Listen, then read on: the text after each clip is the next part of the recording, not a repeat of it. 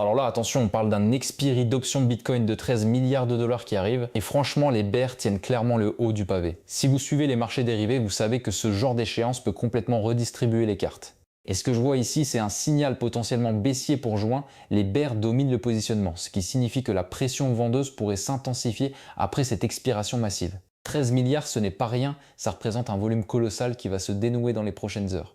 Pour moi, ça sent la volatilité à plein nez.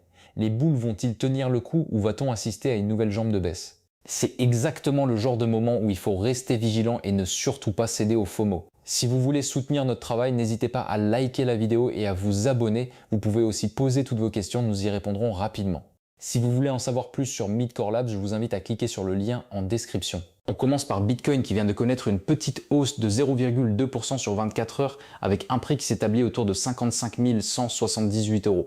Franchement, c'est vraiment léger comme mouvement, on est dans une phase de consolidation presque ennuyeuse. Ce qui me préoccupe beaucoup plus, c'est l'effondrement du volume, moins 39,56% sur 24 heures, c'est énorme.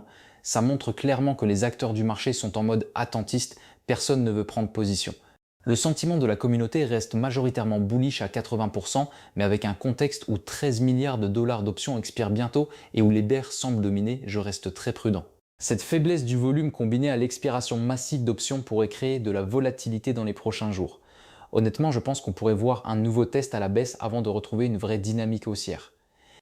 Pour l'instant, Bitcoin respire mais sans conviction. Regardez bien ce tableau de dérivés Bitcoin, ça commence à sentir sérieusement le roussi. L'intérêt ouvert est en baisse de 0,34% sur 24 heures, ce qui confirme que des positions se ferment. Et ce n'est jamais bon signe quand on voit ça en même temps qu'un prix qui grimpe de 0,15%.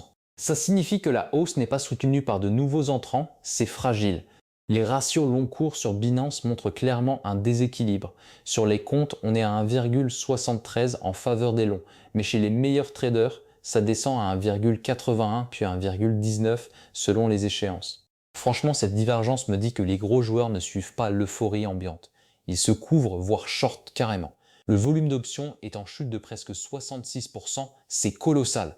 Avec un expiry de 13 milliards qui arrive et les bears qui dominent clairement, je pense qu'on va vers une correction. Le momentum haussier est artificiel porté par la liquidation des shorts, pas par une vraie conviction. Regardez-moi ces flux ETF Bitcoin et là franchement ça pique. On a un total net de plus de 53 milliards de dollars d'inflow cumulés, ce qui montre l'appétit institutionnel sur le long terme. Mais aujourd'hui, c'est une toute autre histoire. Moins 90 millions de dollars en outflow quotidien, soit 1400 bitcoins qui sortent des ETF en une seule journée. Je vois clairement un ralentissement de la demande institutionnelle. Les bears ont pris la main sur le court terme. Ce qui m'inquiète, c'est que ça coïncide avec l'expiration de 13 milliards de dollars d'options bitcoin, où justement les bears dominent, ça risque d'accentuer la pression vendeuse. Le volume de trading reste correct à 5,17 milliards, mais ces outflows nets me disent qu'on est dans une phase d'hésitation institutionnelle. Pour moi, tant qu'on ne voit pas revenir des inflows soutenus, Bitcoin va peiner à casser sa résistance actuelle. Regardez cet indicateur LTH Realize Price, c'est un outil puissant pour évaluer où se situe Bitcoin dans son cycle. Ce graphique montre le prix moyen d'acquisition des holders long terme, ceux qui n'ont pas bougé leur BTC depuis plus de 6 mois. Et là, ce qui est fascinant, c'est qu'on voit une compression progressive entre le prix spot et cette ligne de réalisation. Historiquement, quand Bitcoin casse en dessous de ce seuil, on entre souvent en phase de capitulation. Les mains fortes elles-mêmes commencent à encaisser des pertes.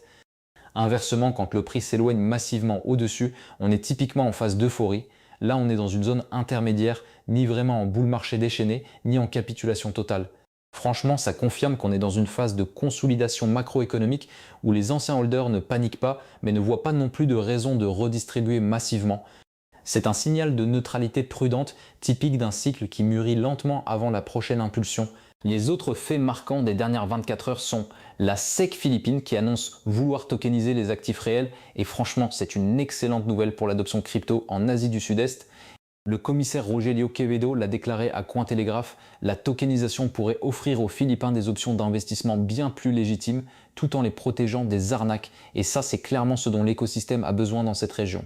On parle d'un marché gigantesque, les Philippines c'est plus de 10 millions d'habitants avec un taux d'adoption crypto déjà très élevé. Le problème c'est que beaucoup se font piéger par des scams.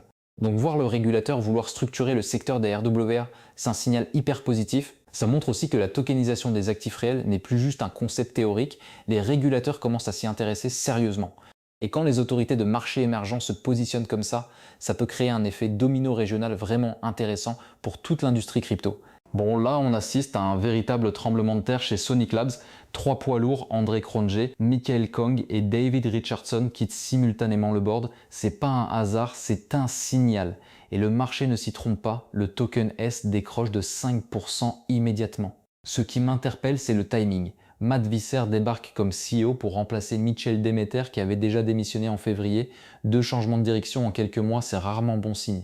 Ça pue soit le désaccord stratégique, soit un projet qui part en vrille. Pour moi, ce genre de départ groupé, c'est un drapeau rouge majeur. Les investisseurs détestent l'incertitude et là on en a une bonne dose. Si t'es exposé sur S, il faut sérieusement réfléchir à ta stratégie. Parce qu'un board qui explose, c'est souvent le prélude à des turbulences bien plus sévères. Je reste très méfiant. Alors là, Charles Schwab fait un move qui va faire parler. Le géant de la finance traditionnelle se lance dans les marchés de prédiction avec des paris binaires sur le S&P 500. Concrètement, vous pariez simplement si l'indice va clôturer au-dessus ou en dessous d'un prix cible. C'est un oui ou non point barre. Pourquoi c'est énorme? Parce que ça légitime totalement ce secteur longtemps considéré comme marginal ou sulfureux. Quand un mastodonte comme Schwab qui gère des milliers de milliards s'y met, ça valide le concept auprès du grand public et des régulateurs. C'est exactement ce qui s'est passé avec les ETF et Bitcoin, l'arrivée des gros acteurs traditionnels change la donne.